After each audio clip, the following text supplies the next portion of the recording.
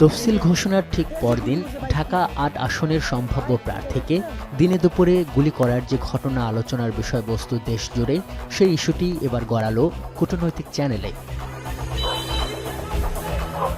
কেন জুলাইপন্থী এই তরুণ নেতাকে মারণঘাতী আক্রমণ করা হলো, কারা এর পেছনে, খুনি কেন এত পেশাদার, এ নিয়ে যখন নানা গুঞ্জন, শঙ্কা আর ষড়যন্ত্র তত্ত্ব চাউর রাজনীতির মাঠে, তখন পররাষ্ট্র মন্ত্রণালয়ে ভারতীয় হাই কমিশনারকে তলব।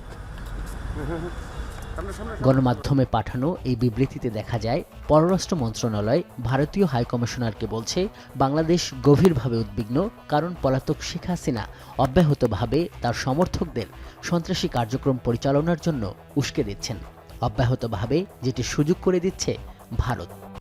আপনাকেই বলছি, ইন্স্যুরেন্স করলে সিটিতে সুরক্ষা পাবেন নিশ্চিত।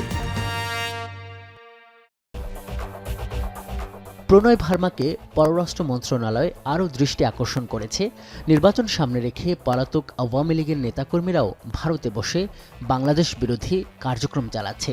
একই সঙ্গে পলাতক শেখ হাসিনা ও আসাদুজ্জামান খান কামালকে দ্রুত বাংলাদেশের কাছে হস্তান্তর করে বিচার বিভাগকে তার বিরুদ্ধে আসা মানবতাবিরোধী অপরাধের রায় বাস্তবায়নের সুযোগ করে দেওয়ার আহ্বান জানিয়েছে। রাজনৈতিক নেতা শরীফ ওসমান হাদিকে গুলি করে হত্যা চেষ্টার বিষয়টি উঠে আসে এই বিবৃতিতে। বলা হয়, এই ঘাতকেরা ভারতে পালিয়ে যাবার চেষ্টা করলে দেশটি যাতে তাতে বাধা দেয়। জবাবে ভারতের হাই কমিশনার বলেন, ভারত বাংলাদেশে একটি শান্তিপূর্ণ নির্বাচন চায় এবং এ ব্যাপারে বাংলাদেশকে যে কোনো সহযোগিতা করতে প্রস্তুত। এদিকে আগামী জাতীয় সংসদ নির্বাচন ও গণভোটকে সামনে রেখে সকল রাজনৈতিক দলের জন্য নিরাপত্তা প্রোটোকল সরবরাহের সিদ্ধান্ত নিয়েছে সরকার।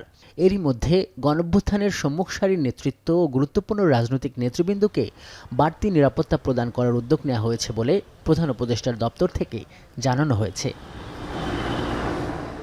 আজহার লিমন, এখন, ঢাকা।